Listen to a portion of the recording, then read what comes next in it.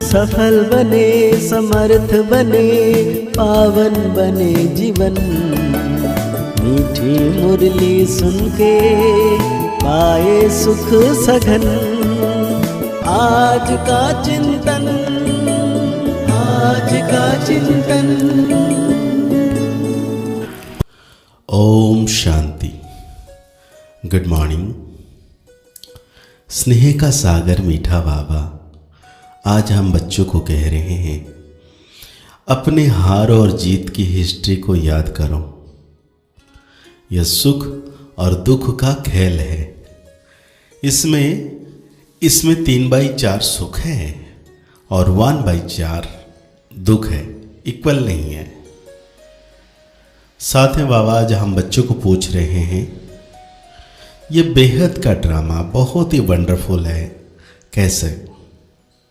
यह बेहद का ड्रामा इतना तो वंडरफुल है जो हर सेकंड सारी सृष्टि में हो रहा है, वो फिर से हूबहू रिपीट होगा। यह ड्रामा ज्यों मिसल चलता ही रहता है, टिक टिक होती रहती है। टिक टिक ना मिले दूसरी टिक से, इसलिए यह बड़ा वंडरफुल ड्रामा है। जो भी मनुष्य का पार्ट अच्छा व बुरा चलता है, सब नोंद है। इस बात को भी तुम बच्चे ही समझते हो।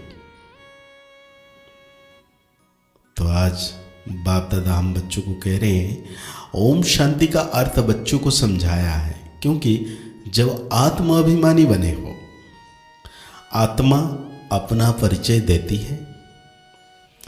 हम आत्मा हैं। आत्मा का स्वधर्म है शांत। अब सभी आत्माओं के घर जाने का प्रोग्राम है। ये घर जाने का प्रोग्राम कौन बनाते हैं? जरूर बाप ही बताएंगे। है आत्माएं। अब पुरानी दुनिया खत्म होनी है। सभी एक्टर्स आ गए हैं, बाकी थोड़ी आत्माएं रही है। अब सबको वापस जाना है, फिर पार्ट रिपीट करना है। तुम बच्चे असल में आदि सनातन देवी देवता धर्म के थे। पहले पहले सत्युग में आए थे, फिर पुनर्जन्म लेते लेते अब पराए राज्य में आकर पड़े हो। यह सिर्फ तुम्हारी आत्मा जानती है और कोई नहीं जानते। तुम एक बाप के बच्चे हो, इसलिए बाप कहते हैं, मीठे मीठे बच्चों को बाप कहते हैं। बच्चे तुम अब पराए रावण राज्य में आकर पड़े हो। अपना राज्य भाग्य गंवा बैठे हो। सतयुग में देवी देवता धर्म के थे, जिसको 5000 वर्ष हुए। आधा कल्प तुमने राज्य किया, क्योंकि सीढ़ी भी नीचे उतरना है। सतयुग से त्रेता, फिर द्वापर कलयुग में आना है। यह भूलो नहीं। अपनी हार और जीत की हिस्ट्री को याद करो। बच्चे जानते हैं, हम सतयुग में सतो प्रधान सुखधाम के वासी थे। फिर पुनर्जन्म लेते लेते दुखधाम में जड़जड़ीभूत अवस्था में आ पहुंचे। अब बाप, फिर तुम आत्माओं को बाप से श्रीमत मिलती है, क्योंकि आत्मा परमात्मा अलग रहे बहुकाल। पहले पहले तुम बिछड़े, फिर सुख का पाठ बजाते आए। बाबा कहते हैं, तुम पहले पहले पावन शांति धाम में जाकर फिर सुख धाम में आएंगे। पहले सुख, पीछे दुख। सुख की मार्जिन ज्यादा है। इक्वल हो फिर तो कोई फायदा ही नहीं, जिससे फालतू हो जाए।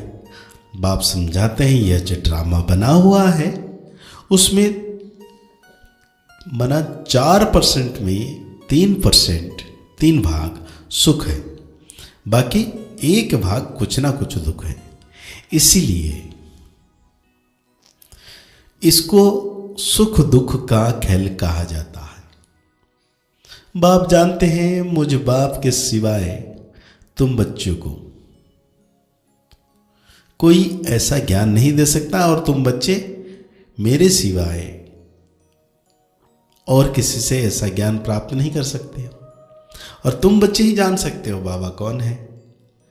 बाबा कहते हैं मैंने ही तुमको अपना परिचय दिया और सृष्टि के आदि मध्य अंत का परिचय दिया, तुमको नास्तिक से आस्तिक बना दिया, तीनों लोगों को भी तुम जानते हो। भारतवासी तो कल्प की आयु भी नहीं जानते, अब तुम ही जानते। बाबा हमको फिर से पढ़ाते हैं।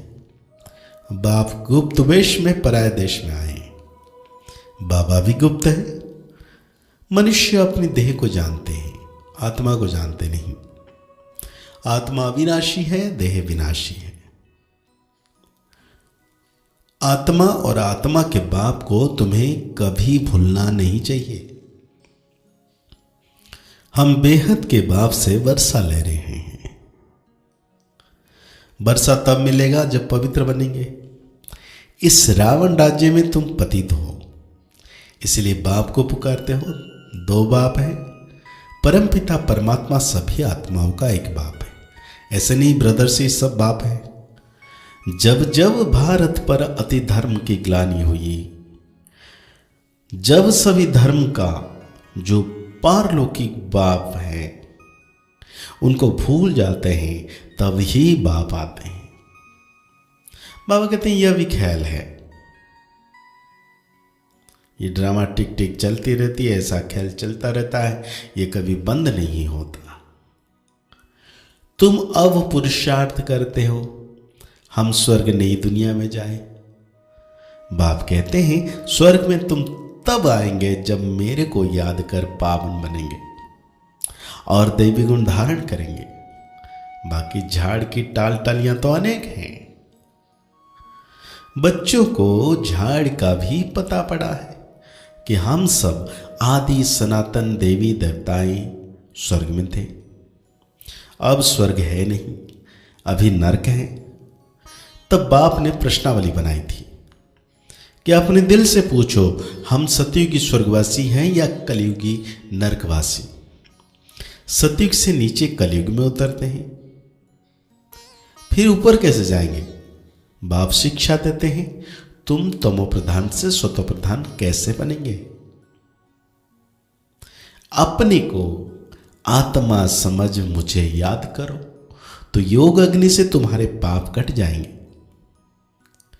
कल पहले भी तुमको ज्ञान सिखलाकर देवता बनाया था, अभी तुम तमो प्रधान बने पड़े हो। पतित पावन कोई मनुष्य तो हो ना सके। है पतित पावन है भगवान जब कहते हो तो बुद्धि ऊपर चली जाती है। वो है निराकार, बाकी सब है पाटधारी, सब पुनर्जन्म लेते रहते हैं। मैं पुनर्जन्म रहित हूं।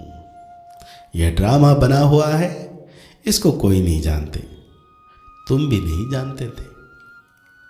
अब तुमको स्वदर्शन चक्रधारी कहा जाता है। तुम अपने स्व आत्मा के धर्म में ठहरो, अपने को आत्मा निश्चय करो।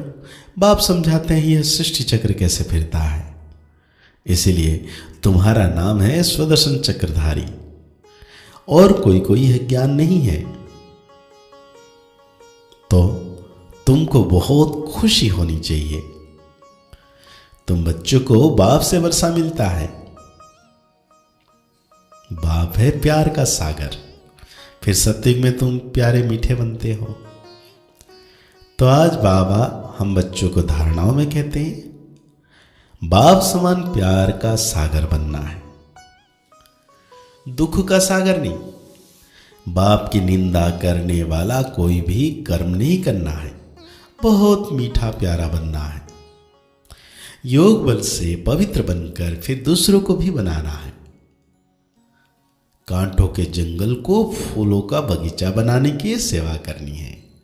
सदा खुशी में रहना है कि हमारा मीठा बाबा बाप भी है तो टीचर भी है, उन जैसा मीठा कोई नहीं। तो आज बाबा हम बच्चों को वरदान दे रहे हैं, परमात्मा दुलार को प्राप्त करने वाले अब के सो भविष्य के राज्य दुलारे बाबा। बाबा कहते हैं संगम युग पर आप भाग्यवान बच्चे ही दिलाराम के दुलारे के पात्र हो। यह परमात्मा दुलारे कोटों में कोई आत्माओं को ही प्राप्त होता है। इस दिव्य दुलार द्वारा राज दुलारे बन जाते हो।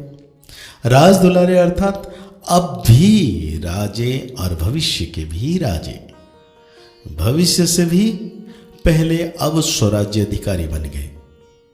जैसे भविष्य राज्य की महिमा है एक राज्य एक धर्म, ऐसे अभी सर्व कर्मेंद्र पर आत्मा का छत्र छाया राज्य है। तो आज बाबा हम बच्चों को स्लोगन दे रहे हैं, अपनी सूरत से बाप की सीरत दिखाने वाले ही परमात्मा स्नेही हैं। तो आज के मुरली के अनुसार हम सो मान लेंगे, मैं परमात्मा के राज दुलारे बच्चा हूं। मुरली को और गहरी रीति से चिंतन करते हुए निरंतर अनुभव करना है कि सर्वशक्तिमान परम सितारा मेरे मस्तक के पर है, उनकी किरणें मुझ पर पड़ रही है, मैं आत्म सितारा पावन बनता जा रहा हूं। मुस्कुराते रहिए, आगे बढ़ते रहिए, पुरुषार्थ करते रहिए, खुश रहें, स्वस्थ रहें, मस्त रहें। ओम शांति, ओम शांति, ओम शांति।